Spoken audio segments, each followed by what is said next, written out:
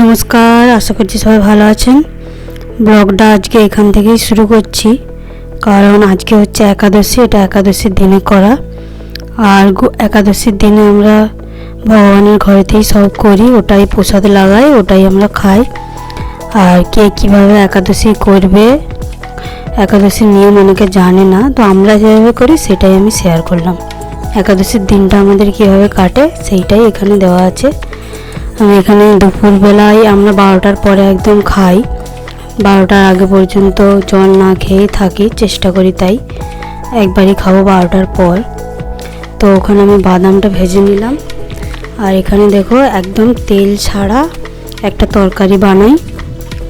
আমরা পেঁপে আলুর তরকারিটা বানাই, আপনারা চাইলে অন্য সবজি বানাতে পারেন, যেগুলো খেতে আছে, কুমড়ো, কাঁচকলা, অনেক কিছুই সবজি খাওয়া যায়, সেগুলো বানাতে পারেন। আমি এখানে পেঁপে আলু কেটে নিয়েছি, আর ওখানে কড়াইতে জিরেটা দিয়ে দিলাম, শুকনো জিরে। আর তেল কিন্তু কোনো ইউজ হবে না, একদম তেল ছাড়া এই তরকারিটা বানাই। তরকারি মানে সেদ্ধই যাকে বলে সেইটাই, কিন্তু এটা দারুণ খেতে হয় একাদশীর জন্য, না কেন জানি না। এখানে দেখুন পেঁপে আর আলুটা দিয়ে দিয়েছি। হ্যাঁ, আলুর ভাগটাই বেশি, কারণ আমরা সবাই একটু আলুটাই ভালোবাসি পেঁপের থেকে। আর এখানে কিছুটা টমেটো আর কাঁচা লঙ্কা দিয়ে দিলাম, ব্যাস। আর এতে কিছু যাবে না, শুধু নুন যাবে। এবার আমি বেশ কিছুটা জল দিয়ে দেবো, জলটা দিয়ে একদম চাপা দিয়ে বসিয়ে রেখে দেবো, এমনি এমনি সিদ্ধ হবে, অটোমেটিক সুন্দর হয়ে তরকারিটা হয়ে যাবে। আর কিচ্ছু করতে হবে না, শুধু নুনটা দিতে হবে, ব্যাস। দেখুন এখানে তরকারিটা বসিয়ে দিলাম, চাপাও দিয়ে দিলাম। আর এদিকে আমি কিছুটা আলুকে গ্রেড করে রেখেছি, দেখুন চিপস করার জন্য। চিপস করব না, এটা একটু আলুর পকোড়া বানাবো। এটা বেশ ভালো খেতে হয়, এটা সবসময় বানানো হয় না। যখন তেলটা, এখানে কিন্তু সানফ্লাওয়ার তেল ইউজ করতে হবে, এমনি নর্মাল কোনো তেল খাওয়া যাবে না, হয় বাদাম তেল নয় সানফ্লাওয়ার।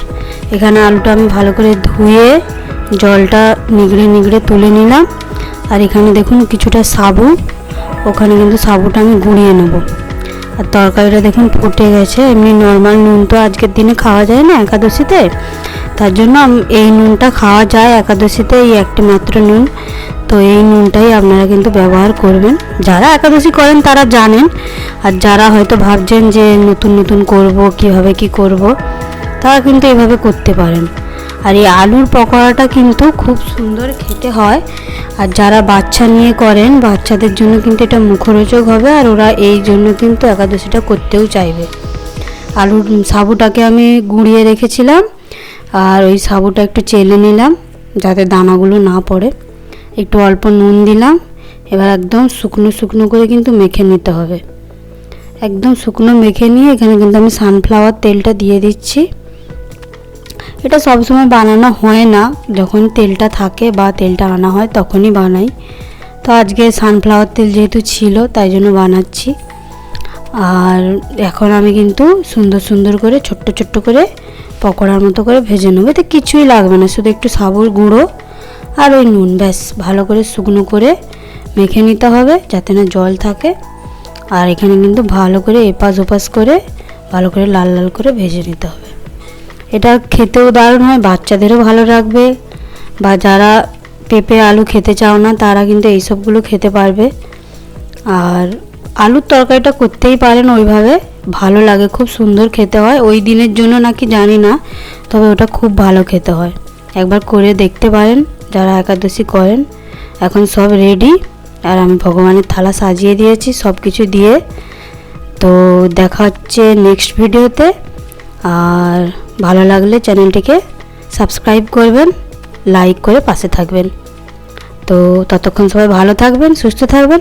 আর আমরা কিন্তু একাদশী এভাবেই পালন করি, ফল আর এই তরকারি খেয়ে।